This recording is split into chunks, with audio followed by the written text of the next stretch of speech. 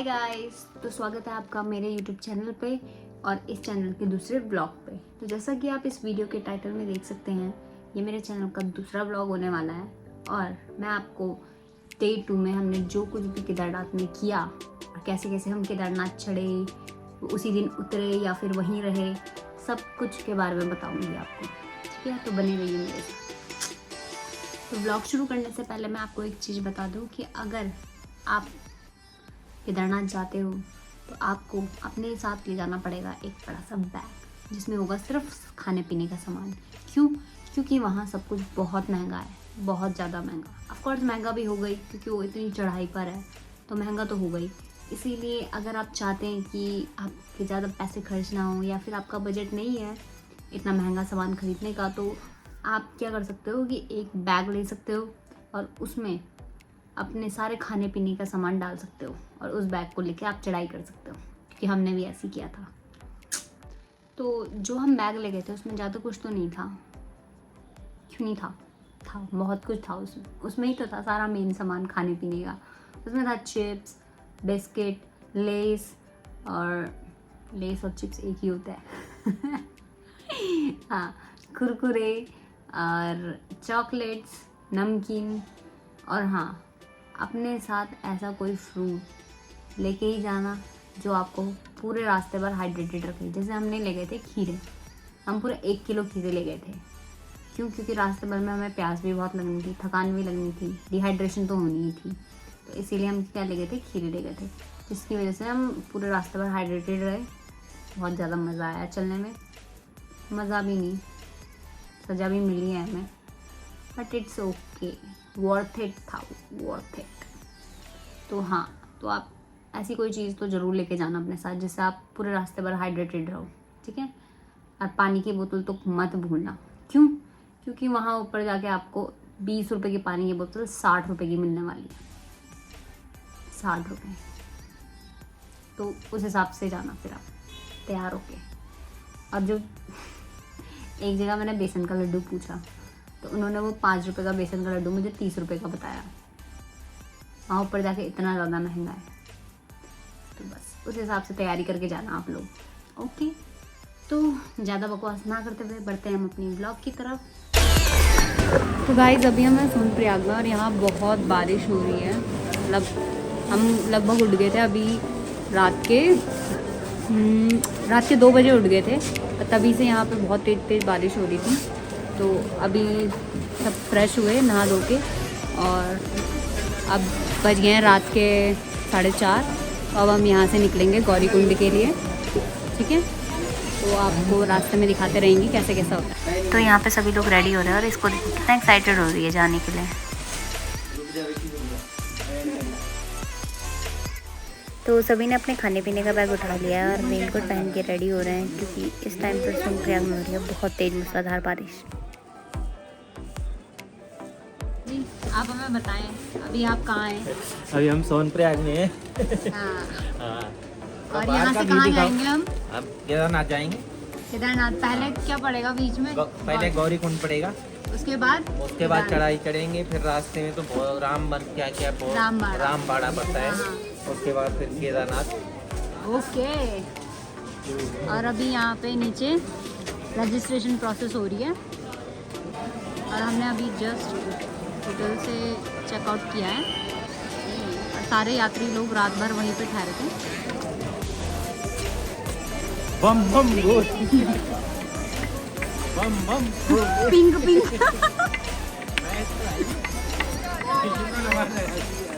जादू लग रहा है सबके साथ।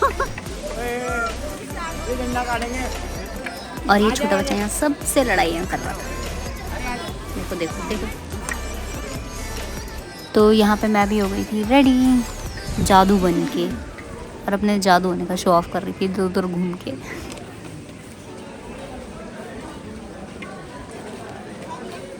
जादू लग रहा है, हम जादू तो यहाँ पर हो रही है इतनी मूसलाधार बारिश और हम स्टार्ट करने वाले हैं अपनी यात्रा, क्योंकि अब ये बारिश भी हमें यात्रा करने से नहीं रोक सकती। और हाँ, चढ़ाई करते टाइम आपको डंडे की ज़रूरत तो पड़ेगी ही पड़ेगी, इसलिए आप अपने डंडे का इंतज़ाम पहले से ही कर लेना। या फिर उन यात्रियों से ले लेना जो केदारनाथ के दर्शन करके नीचे आ गए होंगे। अगर आप बारिश के मौसम में यात्रा करने आते हैं और आप अपना रेनकोट भूल गए हो तो टेंशन लेने की कोई ज़रूरत नहीं, क्योंकि आपको ऐसे लोग बहुत मिलेंगे जो रेनकोट बेच रहे होंगे, वो भी सही रेट पर।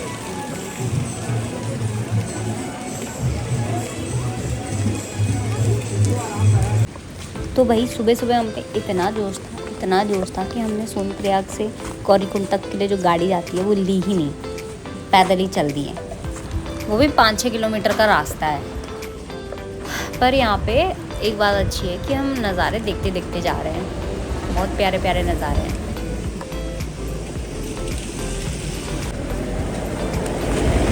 और यहाँ पे लोग सोनप्रयाग से गौरीकुंड तक गाड़ियों में जा ही रहे हैं। और यहाँ पे मैंने अपनी जादू बॉक्स चालू कर दी थी।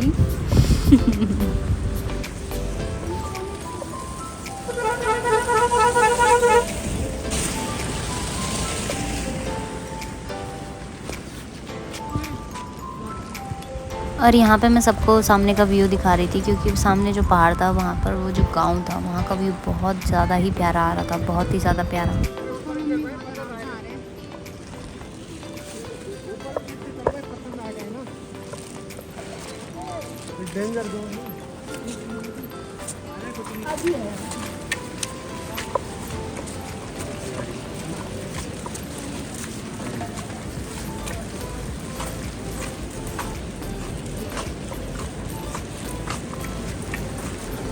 भाई वहाँ पहाड़ों का सीन चेक करो भाई,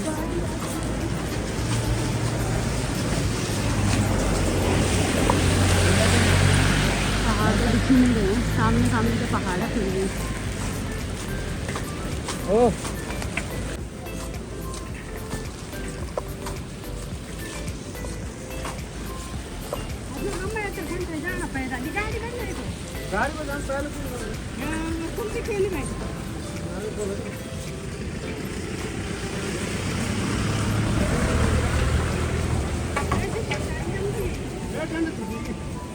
अरे डंडा पकड़ो, डंडा पकड़ो, डंडा पकड़ो। उस गाड़ी से एक डंडा छिप गया, ऊपर से गिर गया ना, उन गाड़ी वालों ने छोड़ा।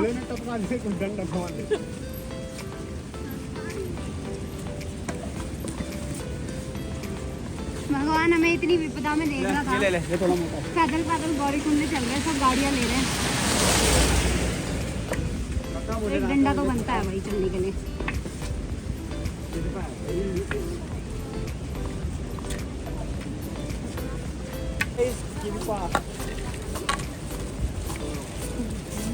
तो ऐसे हमें स्वयं महादेव ने दिया है, जो इनकी डंडी है, जिससे वो तपस्या करते हैं। तो अभी हम उनको वापस करने जा रहे हैं केदारनाथ, तो चलते हैं।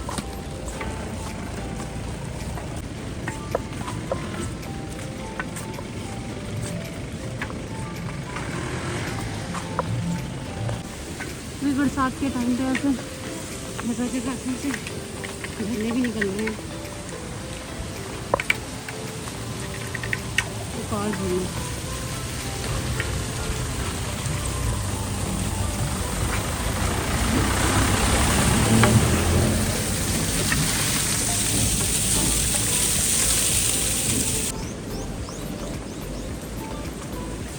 यहाँ रोड काफ़ी अच्छी बनी हुई है।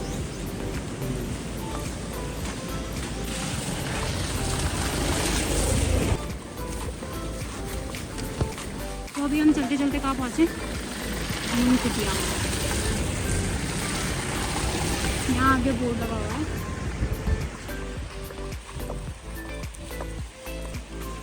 कुटिया पहुँच गए। इसके आगे अभी पता नहीं क्या होगा। यहाँ इतनी ठंड हो रही है फिर भी मुझे पसीना आ रहा है। क्या आप लोगों को भी ऐसी हो रहा है? मुझे भी बहुत गर्मी लग रही है। न्यूज़ एंकर थोड़ी हो मम्मी, आप नॉर्मल बोलो ना।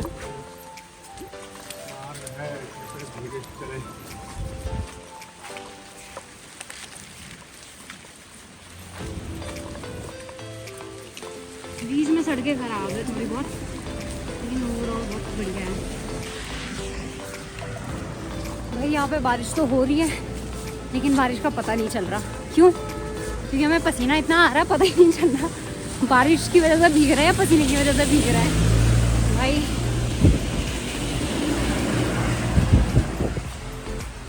गौरीकुंड पहुंचने में थोड़ा टाइम और है, अभी पता नहीं कितने किलोमीटर है। और इतने में ही हमारी इतने पसीने निकल गए। केदारनाथ जाते जाते पता नहीं क्या होगा।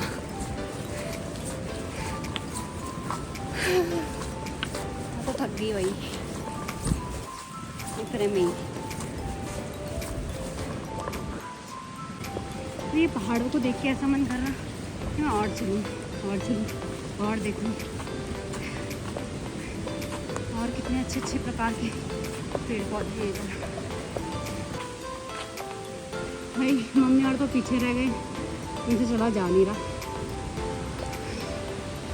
ऐसे धीरे धीरे धीरे धीरे धीरे धीरे करके आ रहे हैं साइड बैठ के। और आधे लोग आगे चले गए कि दुख नहीं रहे, वो रहे इनसे इतना चला जा रहा है कि वो दुख ही नहीं रहे हैं। और एक मैं हूँ जैसे बीच में चल रही हूँ कि मुझसे ना चला जा रहा ना रुका जा रहा।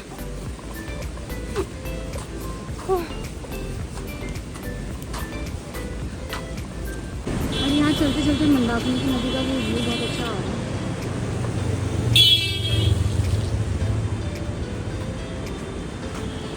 और पहाड़ों का भी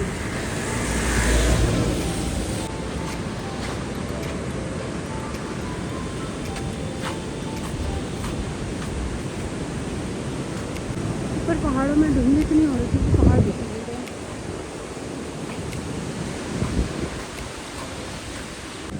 तो भाई हमारे आने के कुछ मिनट पहले ही ये पत्थर गिरे हैं नीचे। तो इस टाइम पे अगर आप पहाड़ों में आना चाहो तो अपने रिस्क पर आना।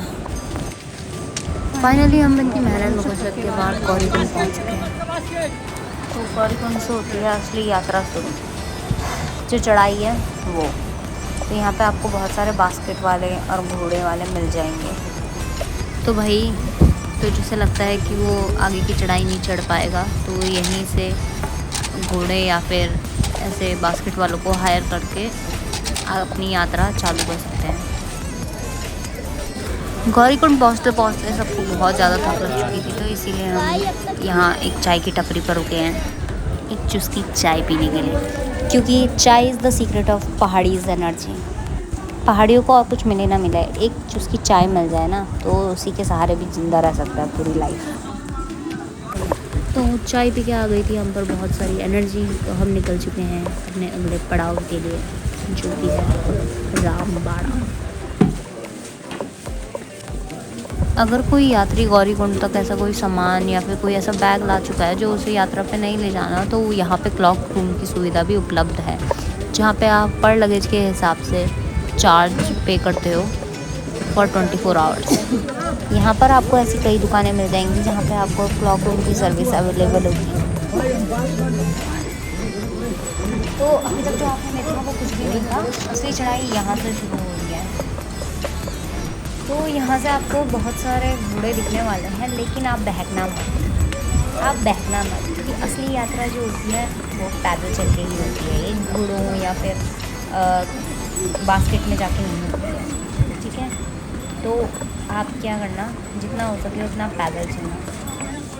खैर शुरू में तो अभी कोई घोड़े ले नहीं रहा है ज़्यादा, बूढ़े लोगों के अलावा, क्योंकि शुरू में तो सभी पे जोश रहता है। 1-2 किलोमीटर की खड़ी चढ़ाई के बाद सबको पता चल जाएगा, जब सबकी हालत टाइट हो जाएगी। भाई घर से तो सोच के निकले थे कि हर 5 किलोमीटर बाद रुकेंगे, लेकिन यहाँ पर हर 2 किलोमीटर बाद रुकना पड़ रहा है, इतनी खड़ी चढ़ाई है। भाई हालत टाइट हो गई सबकी। सामने जो आप जगह देख रहे हो वहाँ पे सबने अपना सेल्फी पॉइंट बना रखा है, सब वहाँ पर खड़े होकर सेल्फी खींच रहे हैं।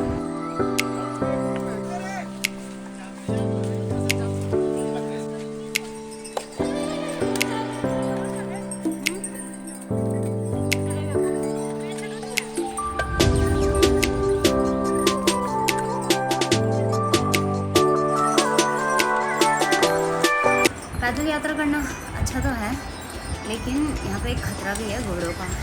तो अगर आप पैदल चलोगे तो चारों तरफ देख के जाना, वरना घोड़े आपको कहीं से भी धक्का दे सकते हैं। तो हमने 5 किलोमीटर की चढ़ाई पूरी कर ली है और अभी हम आराम कर रहे हैं। हमारे साथ के आधे से ज़्यादा लोगों ने घोड़े भी ले लिए हैं और यहाँ से अब घोड़ों में यात्रा करेंगे वो लोग। यहाँ आपको रास्ते भर में उतने इंसान नहीं मिलेंगे जितने घोड़े मिल जाएंगे। पूरे रास्ते भर में घोड़े ही घोड़े हैं और उनका गोबर बस। खैर, आप भी रास्ते भर में हाइड्रेटेड रहना और रेस्ट करना मत भूलना, वरना आप भी चक्कर खा के गिर सकते हो। गाइस, ये वाला व्लॉग मैं यहीं पे एंड करूँगी क्योंकि ये व्लॉग काफ़ी लंबा जा रहा था, क्योंकि हमने डे 2 में काफ़ी चीज़ें की थी। इस वजह से ये व्लॉग काफ़ी लंबा जा रहा था, इसीलिए मैंने इसको 2 पार्ट में डिवाइड किया है। तो सेकंड पार्ट भी 2-4 दिन में आ जाएगा। तक के लिए स्टे ट्यून्ड। बाय।